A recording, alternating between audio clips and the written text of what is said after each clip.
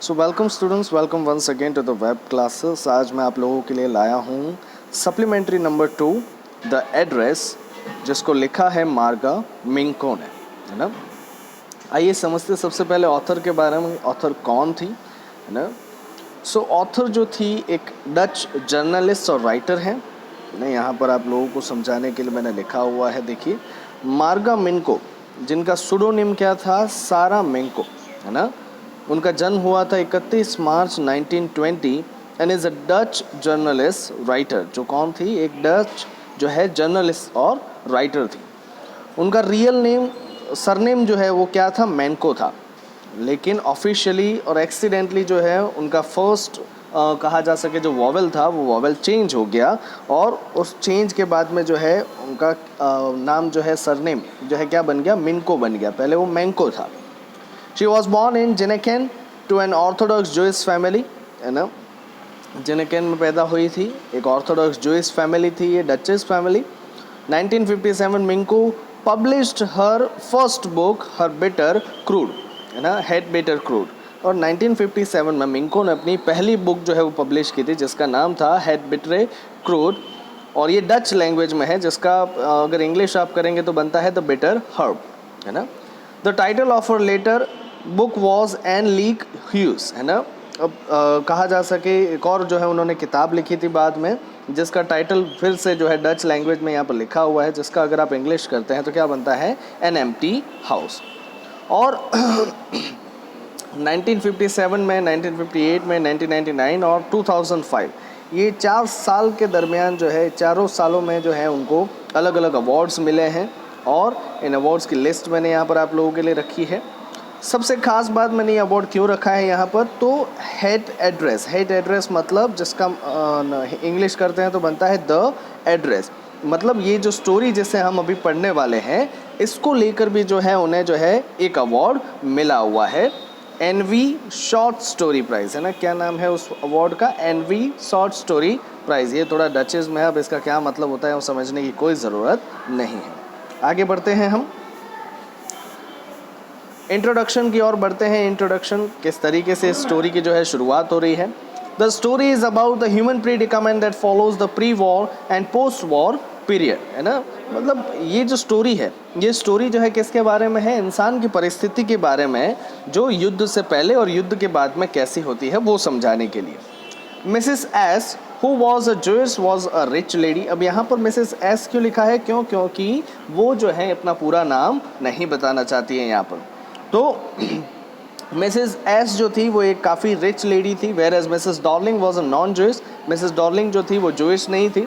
The girl daughter of Mrs S had lost her house and her mother during the war, and now she had decided to come back to take her possessions from Mrs Dorling, an acquaintance whose address was given by her mother years ago।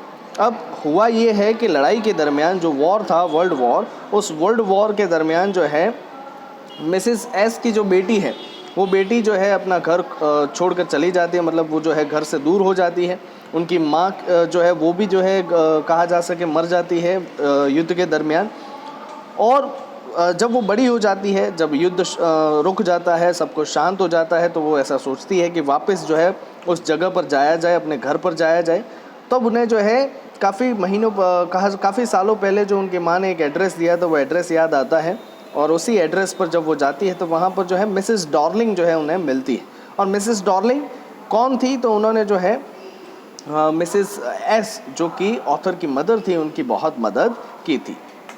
When she reached the house, the woman treated her with a cold reception and didn't let her into the house। अब जब वो Mrs Darling के घर जाती है, तो वो जो मिसेस डॉर्लिंग रहती है वो थोड़ी सी लालची किस्म की औरत है, और इसी वजह से वो वहाँ पर जो है कहा जा सके उनका स्वागत नहीं करती, और ना ही ऑथर को जो है घर में बुलाती है। She decided to go back anyway and then she met her daughter who let her in and told her to wait inside। हालांकि वो वहाँ से वापस जाने की कोशिश करती है, लेकिन बाद में कहा जा सके मिसेस डॉर्लिंग की जो डॉटर है, वो डॉटर जो है दिखाई देती है, उनसे बात करती है, और वो ऑथर को अंदर आने के लिए कहती है। When she saw all the possessions in front of her, she couldn't connect with them and decided to leave the house. अब जैसे ही वो उनकी माँ की जितनी सारी चीज़ें जो मिसेस डॉर्लिंग ने युद्ध के टाइम पे ले ली थी, उन सारी चीज़ों को जब वो देखती है जो उनसे बिलोंग करती है, तो वो थोड़ा सा जो है ये डिसाइड करती है कि घर छोड़कर चले जाए। क्यों? क्योंकि उन्हें जो है बिल्कुल भी अच्छा नहीं लगता। ये जो पुरानी यादें, ये जो सारी चीज़ें यहाँ पर रखी हुई थी, ये बहुत ही बेढंग तरीके से रखी हुई थी और साथ ही साथ में इनसे जो है इनकी माँ की यादें भी जुड़ी हुई थी। समरी कंप्लीट करते हैं ताकि आप लोगों को डिटेल में समझ में आ जाए कि ये है क्या। So after ringing the doorbell of Mrs. Darling, who lived at number 46 Marconi Street, the protagonist was given a cold reception and Mrs. Darling took much time to recognize her. है ना? अब यहाँ पर ऑथर जो है वो एक address पर गई है। अब कौन सा एड्रेस है वो? नंबर 46 मार्कोनी स्ट्रीट, है ना? इस एड्रेस पर वहाँ पर जा रही है ऑथर। क्यों? क्योंकि उसी एड्रेस के बारे में जो है ऑथर की मदर ने सालों पहले बताया था। अब वहाँ पर कौन रहती है? Mrs Darling. हालांकि मिसेस डॉर्लिंग जो है उन्हें जानती है लेकिन पहचानने से इनकार कर देती है, ना ही उनका कोई स्वागत होता है वहाँ पर ऑथर का, है ना? Mrs Darling had thought everyone in the protagonist family was dead and asked if anyone else had come along with her. Mrs Dorling जो है उनको ऐसा लगता है कि ये जो प्रोटोगोनिस्ट मतलब नायक मतलब जो इस कहानी का जो मेन कैरेक्टर है वो, तो मेन कैरेक्टर कौन है? ऑथर खुद। तो ऑथर उनको ऐसा लगता है मिसेस डॉर्लिंग को कि ऑथर की जो फैमिली है उसमें से सब लोग मर चुके हैं, और वो पूछती है कि क्या ऑथर के साथ में और कोई भी आया है वहाँ पर। Mrs Dorling refuse to let the protagonist inside her home and told her to come back some time later. Mrs Dorling जो है वो एक लालची औरत है। ऑथर की मदर से उन्होंने जितनी भी घर की सारी चीज़ें थी वो सारी की सारी चीज़ें उन्होंने चुरा ली थी, है ना? अपने पास में जो है धोखे से रख ली थी। अब वो उन्हें पहचानने से इनकार कर देती है। क्यों? क्योंकि मिसेस डॉर्लिंग को ऐसा लगता है हो सकता है वो सारी चीज़ें वापस लेकर चली जाए। तो वो जो है वहाँ से उन्हें भगा देती है ऑथर को, और किसी और दिन जो है आने के लिए कहती है। The protagonist recognise her mother's green cardigan which Mrs Dorling was wearing. अब वहाँ पर ऑथर जो है अपनी माँ का जो ग्रीन कार्डिगन रहता है, जो वो हमेशा पहना करती थी ऑथर की मदर, वो भी पहचान लेती है। और वो अभी फ़िलहाल किसने पहन के रखा है? Mrs Darling. मतलब कपड़े भी जो है उन्होंने पजेस कर लिए हैं। She decided to go back to the train station and thought about her mother and how she told her about Mrs Dorling who was an acquaintance of hers. वहाँ से वापस जो है स्टेशन पर जाने के बारे में सोचती है। रास्ते में जाते वक्त जो है वो अपनी माँ के बारे में सोच रही होती है। माँ की यादों को जो वापस से एक बार जो है अपने मन में दोहरा रही होती है। तब उन्हें याद आता है कि किस तरीके से ऑथर की मदर जो है मिसेस डॉर्लिंग की तारीफ़ किया करती थी। वो हमेशा बताया करती थी कि मिसेस डॉर्लिंग बहुत अच्छी है और उनकी मदद किया करती हैं। During the war, Mrs. Darling would visit their house and take their possession with her, as she didn't want them to get lost if they ever left that place. Mrs. Darling had a broad back. Mrs Dorling जो थी वो हमेशा लड़ाई के time पे जो है author की मदर के घर पे जाती थी और वहाँ से कुछ न कुछ चीज़ें जो है वो उठाकर अपने घर ले जाती थी, ये कहकर कि वो नहीं चाहती कि ये सारी चीज़ें खो जाएं अगर उन्हें यहाँ से कभी जो है घर छोड़कर जाना पड़े। क्यों? क्योंकि मिसेस डॉर्लिंग तो जूइश नहीं थी, तो उनको युद्ध से कोई प्रॉब्लम नहीं था, लड़ाई से।